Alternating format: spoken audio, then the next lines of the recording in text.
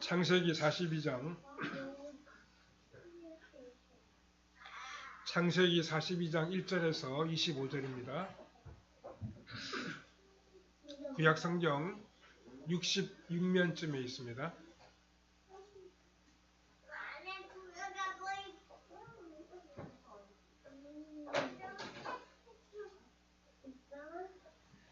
창세기 42장 1절에서 25절까지입니다.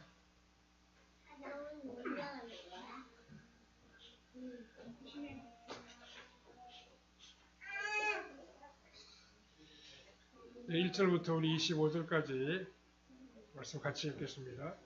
그때 야곱이 애굽에 곡식이 있음을 보고 아들들에게 이르되 너희는 어찌하여 서로 바라보고만 있느냐.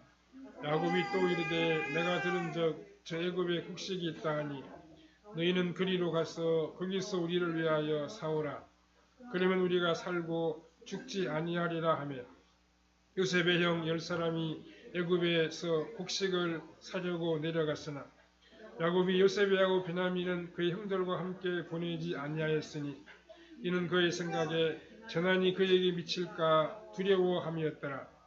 이스라엘의 아들들이 양식 사러 간 자 중에 있으니 가나안 땅에 기근이 있습니다. 때 요셉이 나라의 총리로서 그 땅 모든 백성에게 곡식을 팔더니 요셉의 형들이 와서 그 앞에서 땅에 엎드려 절하며 요셉이 보고 형들인 줄을 아나 모르는 체하고 음한 소리로 그들에게 말하여 이르되 너희가 어디서 왔느냐. 그들이 이르되 곡물을 사려고 가나안에서 왔나이다. 요셉이 그의 형들을 알아보았으나 그들은 요셉을 알아보지 못하더라. 요셉이 그들에게 대하여 꾼 꿈을 생각하고 그들에게 이르되 너희는 정탐꾼들이라. 이 나라의 틈을 엿보려고 왔느니라. 그들이 그에게 이르되 내 주여 아니니이다. 당신의 종들은 곡물을 사러 왔나이다. 우리는 단 한 사람의 아들들로서 확실한 자들이니 당신의 종들은 정탐꾼이 아니니이다. 요셉이 그들에게 이르되 아니라 너희가 이 나라의 틈을 엿보러 왔느니라. 그들이 이르되 당신의 종 우리들은 12형제로서 가나안 땅 한 사람의 아들들이라. 막내 아들은 오늘 아버지와 함께 있고 또 하나는 없어졌나이다. 요셉이 그들에게 이르되 내가 너희에게 이르기를 너희는 정탐꾼들이라 한 말이 이것이니라. 너희는 이같이 하여 너희 진실함을 증명할 것이라. 바로의 생명으로 맹세하노니 너희 막내 아우가 여기 오지 아니하면 너희가 여기서 나가지 못하리라. 너희 중 하나를 보내어 너희 아우를 데려오게 하고 너희는 같이에 있으라. 내가 너희의 말을 시험하여 너희 중에 진실이 있는지 보리라. 바로의 생명으로 맹세하노니 그리하지 아니하면 너희는 과연 정탐꾼이니라 하고 그들을 다 함께 3일을 가두었더라. 사흘 만에 요셉이 그들에게 이르되 나는 하나님을 경외하노니 너희는 이같이 하여 생명을 보존하라. 너희가 확실한 자들이면 너희 형제 중 한 사람만 그 옥에 갇히게 하고 너희는 곡식을 가지고 가서 너희 집안의 굶주림을 구하고 너희 막내 아우를 내게로 데리고 오라. 그러면 너희 말이 진실함이 되고 너희가 죽지 아니하리라 하니 그들이 그대로 하니라. 그들이 서로 말하되 우리가 아우의 일로 말미암아 범죄하였도다. 그가 우리에게 애걸할 때 그 마음의 괴로움을 보고도 듣지 아니하였으므로 이 괴로움이 우리에게 임하도다. 루벤이 그들에게 대답하여 이르되 내가 너희에게 그 아이에 대하여 죄를 짓지 말라고 하지 아니하였더냐. 그래도 너희가 듣지 아니하였느니라. 그러므로 그의 핏값을 치르게 되었도다 하니 그들 사이에 통력을 세웠으므로 그들은 요셉이 듣는 줄을 알지 못하였더라. 요셉이 그들을 떠나가서 울고 다시 돌아와서 그들과 말하다가 그들 중에서 시므온을 끌어내어 그들의 눈앞에서 결박하고 명하여 곡물을 그 그릇에 채우게 하고 각 사람의 돈은 그의 자루에 도로 넣게 하고 또 길 양식을 그들에게 주게 하니 그대로 행하였더라. 거기까지 봤습니다. 오늘은 요셉과 형들의 만남이라는 제목으로 잠시 말씀을 생각해 보겠습니다. 요셉의 형들은 양식을 구하기 위해 애굽 땅을 찾아왔습니다. 이제 그 형들과 요셉이 만나게 되었습니다. 이 형제들은 10수년 만에 만나게 되었는데 그것은 흉년 때문이었습니다. 요셉이 이미 예측한 대로 대흉년은 어느 한 지역에 국한된 것이 아니었습니다. 애굽 주위의 모든 나라에 심한 흉년이 닥쳤기 때문에 사람들은 양식을 찾아 애굽으로 몰려들고 있었습니다. 그 행렬에 야곱의 10아들이 포함되어 있었습니다. 요셉은 꿈에도 잊을 수 없었던 형들을 이제 눈앞에서 보게 되었습니다. 요셉은 그들을 알아보았지만 형들은 요셉을 전혀 알아보지 못했습니다. 지난 10몇 년 동안 요셉은 너무나도 변해 있었습니다. 또 형들은 자신들의 노예로 팔아버린 요셉이 애굽의 총리가 되어 있다는 사실을 꿈에도 생각하지 못했습니다. 이때 요셉이 형들을 어떻게 대해야 그들을 제대로 만나는 것이겠습니까? 어떻게 대하는 것이 끊어졌던 형제 관계를 회복하는 길이겠습니까? 형 하면서 달려들어 그들을 껴안고 울어야 합니까? 아니면 그들을 한 명씩 불러내어서 복수를 해야 합니까? 요셉은 이 두 가지 방법 중 어느 하나도 취하지를 아니했습니다. 그 대신에 자신의 신분을 감추고 형들을 자꾸 신문하면서 지금 그들이 어떤 상태에 있는지 알아내려고 했습니다.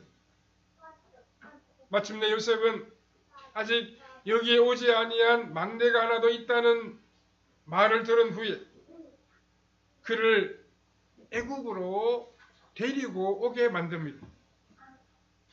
우리는 요셉과 그 형들의 만남을 살펴보면서 오늘 주님이 우리에게 주시는 교훈을 함께 받아야 하겠습니다. 첫 번째로 형들은 애굽에 가고 싶지 않았습니다.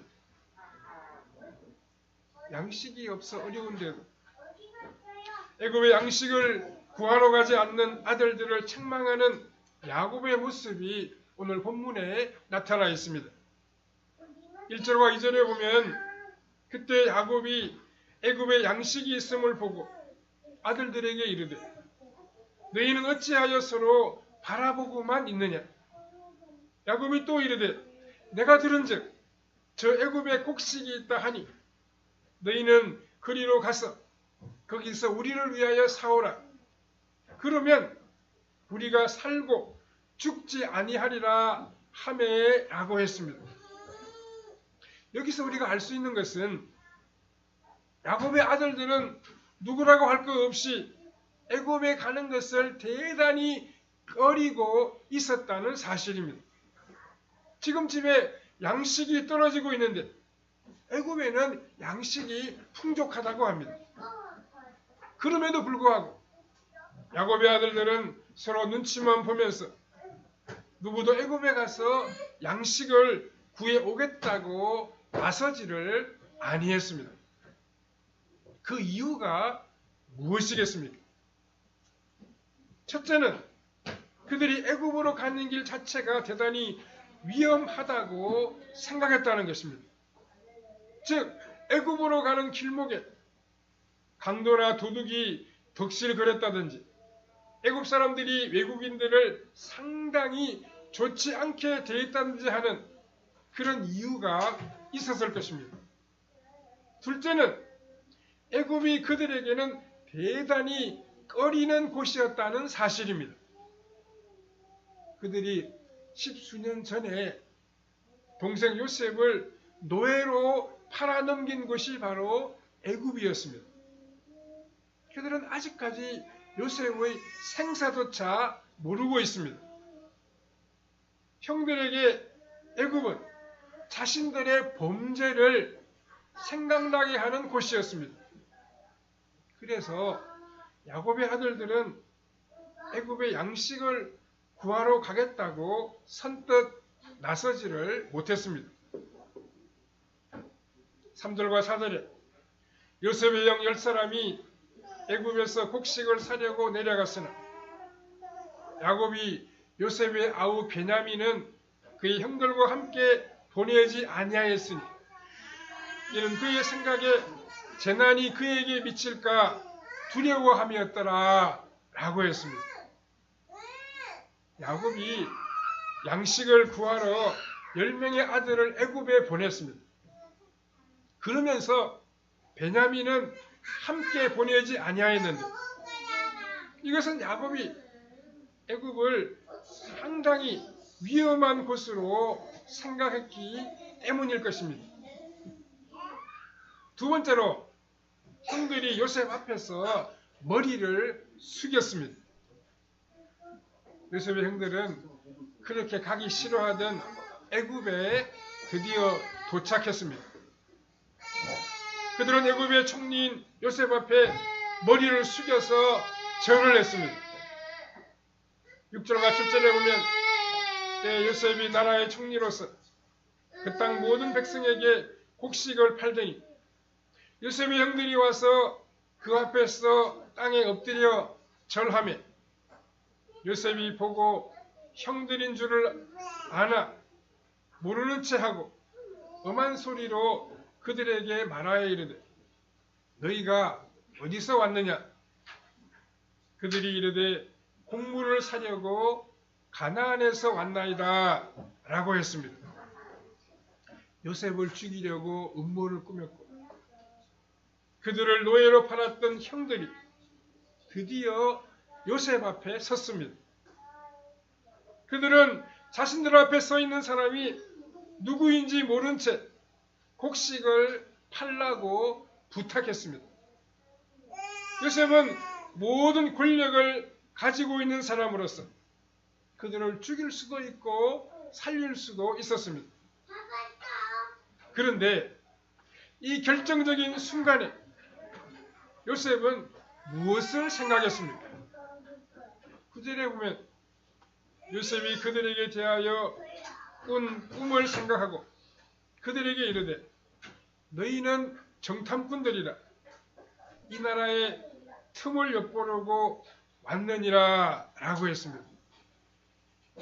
요셉은 이 결정적인 순간에 꿈을 생각했습니다. 요셉이라고 해서 화낼 줄도 모르고 천사처럼 용서만 하는 사람으로 생각하면 안 됩니다. 그의 마음속에도 분노와 보복하려고 하는 그런 마음이 당연히 있었습니다. 그러나 그는 결정적인 순간에 하나님의 말씀을 생각했습니다. 그것은 과거에 자신이 꾸었던 꿈이었습니다. 어떤 꿈이었습니까? 형들과 함께 들판에서 곡식을 베는데 자신의 단은 서 있고 형들의 단이 일어서서 절을 하는 그런 꿈이었습니다. 이 꿈의 의미가 무엇입니까? 앞으로 흉년이 들 때 요셉의 곡식을 통하여 형들을 먹여 살린다는 것입니다. 즉 요셉은 하나님께서 자신을 이곳에 보내신 것은 자신의 가족을 구원하기 위해서라고 하는 사실을 생각한 것입니다. 이처럼 요셉은 형들을 만났을 때 복수하려고 하거나 섣불리 화해하려고 하는 대신에 말씀을 생각했습니다. 내가 오늘까지 오게 된 근본 원인이 어디에 있는가? 다 하나님의 계획에 있다. 하나님의 계획은 기근 가운데 이들을 살려내는 것이다. 나는 이들 중에 한 사람도 죽게 하면 안 된다.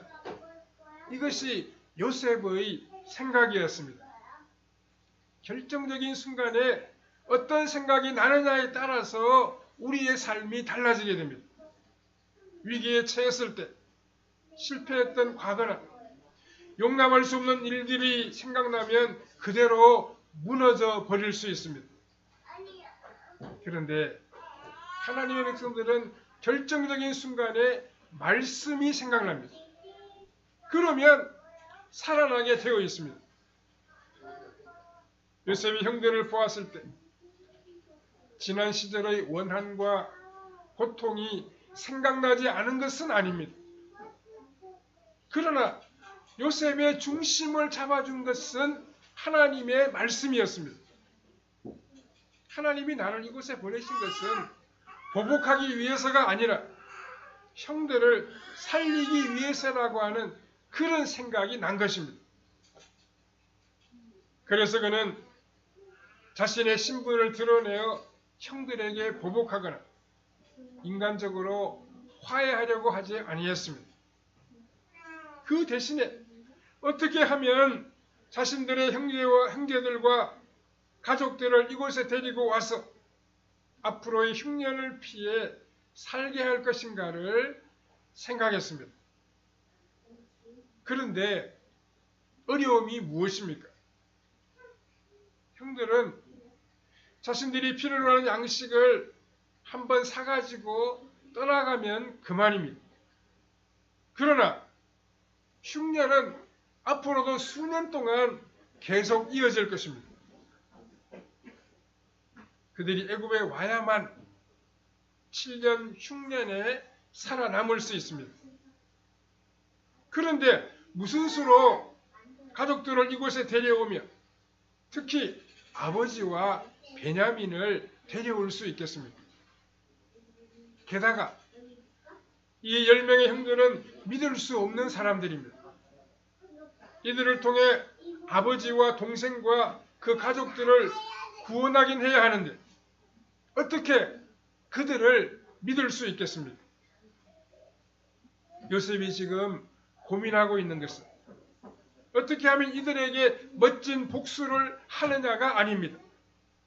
그가 고민하는 것은 어떻게 이들을 잘 설득하여 자신이 있는 이곳으로 가족들을 데리고 와서 흉년의 재앙을 피하게 하느냐 하는 것입니다. 애굽의 총리가 자기라고 하는 것을 밝히면 형들은 다시는 애굽으로 오려고 하지 아니할 것입니다. 그러면 아버지와 동생을 살릴 수가 없습니다. 그래서 요셉은 형들을 신문하기 시작합니다. 9절 후반부에 보면 너희는 정탐꾼들이라 이 나라의 틈을 엿보려고 왔느니라 라고 했습니다. 아마 그 당시에 워낙 양식이 없으니까 할 수만 있으면 애굽에 있는 양식을 탈취해 가려고 하는 사람들이 많이 있었던 것 같습니다. 요셉은 이들이 한꺼번에 많은 양식을 사러온 걸 보니 개인의 자격으로 온 것이 아니라 어떤 나라의 첩자로 온 것이 분명하다고 하면서 이들을 몰아붙이고 있습니다. 10절에서 12절에 보면 그들이 그에게 이르되 내 주여 아니니이다. 당신의 종들은 곡물을 사러 왔나이다. 우리는 다 한 사람의 아들들로서 확실한 자들이니 당신의 종들은 정탐꾼이 아니니이다. 요셉이 그들에게 이르되 아니라 너희가 이 나라의 틈을 엿보러 왔느니라 라고 했습니다. 이들의 설명이 부족하다고 여긴 요셉은 그들을 계속 간첩으로 몰아갔습니다. 그랬더니 이 형들의 입에서 아주 중요한 대답이 나왔습니다. 13절에 그들이 이르되 당신의 종 우리들은 12형제로서 가나안 땅 한 사람의 아들들이라. 막내 아들은 오늘 아버지와 함께 있고 또 하나는 없어졌나이다 라고 했습니다. 자신이 정탐꾼이 아니라는 것을 증명하려면 사실을 있는 그대로 말하는 수밖에 없었습니다. 그래서 원래 자기들은 12명의 형제들이었는데 그 중에 한 사람은 없어지고 또 한 사람은 지금 아버지와 함께 집에 있다고 그렇게 털어놓았습니다. 형들은 마지못해 한 말이었지만 요셉에게는 이 말이 너무나도 중요했습니다. 왜냐하면 아버지와 동생이 아직 살아있다는 것을 알게 되었기 때문입니다. 형들은 차마 자신들이 팔아먹었다는 말을 할 수가 없어서 하나가 없어졌다 이렇게 이야기했습니다. 물론 그 없어진 형제가 지금 자신들을 신문하고 있는 그 사람이라고 하는 사실을 전혀 모르고 있었습니다. 요셉은 이 말을 들으며 자기 가족을 구원할 방법을 하나 생각해냈습니다. 그것은 막내 베냐민을 데려오게 만드는 것입니다. 베냐민이 오면 아버지가 오게 되어 있고 아버지가 오시게 되면 다른 식구들도 다 따라오게 될 것입니다. 그래서 요셉은 베냐민을 데려오라고 하면서 그때까지 형제들을 붙잡아 놓고 있겠다고 말하고 있습니다. 14절 이하에 보면 요셉이 그들에게 이르되 내가 너희에게 이르기를 너희는 정탐꾼들이라 한 말이 이것이니라. 너희는 이같이 하여 너희 진실함을 증명할 것이라. 바로의 생명으로 맹세하노니 너희 막내 아우가 여기 오지 아니하면 너희가 여기서 나가지 못하리라. 너희 중 하나를 보내어 너희 아우를 데려오게 하고 너희는 같이 있으라. 내가 너희의 말을 시험하여 너희 중에 진실이 있는지 보리라. 바로의 생명으로 맹세하노니 그리하지 아니하면 너희는 과연 정탐꾼이니라 하고 그들을 다 함께 3일을 가두었더라 라고 했습니다. 요셉의 목적은 어떻게 해서든지 남은 가족들을 안전하게 애굽으로 데리고 와서 앞으로의 흉년을 피하게 하는 것이었습니다. 그래서 일단은 그들을 다 붙잡아 놓고 막내를 데려오게 했습니다. 막내가 오면 결국 아버지도 오게 될 것입니다. 베냐민은 하나님의 은혜에서 도망치지 못하도록 이들을 붙들어 메어 놓는 끈이었습니다. 세 번째로 요셉은 형들을 위로했고 형들은 뉘우쳤습니다. 요셉은 형들이 심히 위축될까봐 그들을 가둔 지 3일 후에 풀어주면서 위로합니다. 18절에서 20절에 보면 사흘 만에 요셉이 그들에게 이르되 나는 하나님을 경외하노니 너희는 이같이 하여 생명을 보존하라.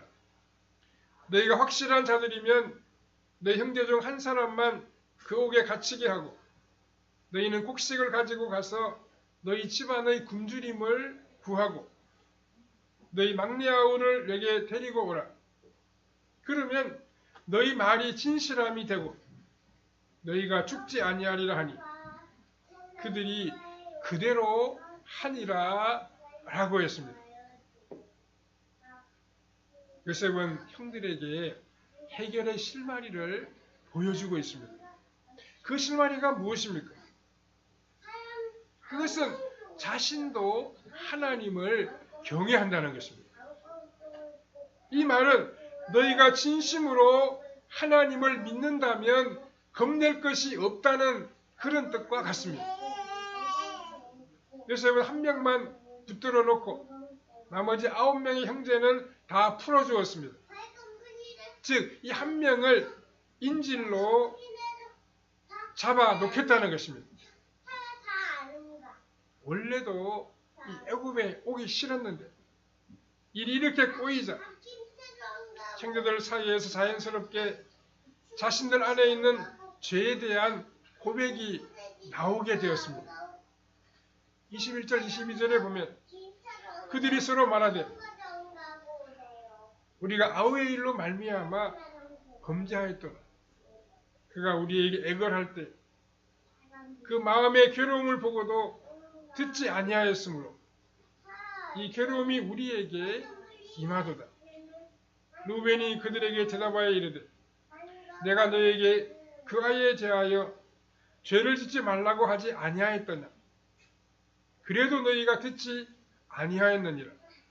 그러므로 그의 핏값을 치르게 되었도다 하니 라고 했습니다. 지금까지 이 형들은 요셉의 이야기를 하지 않았던 것 같습니다.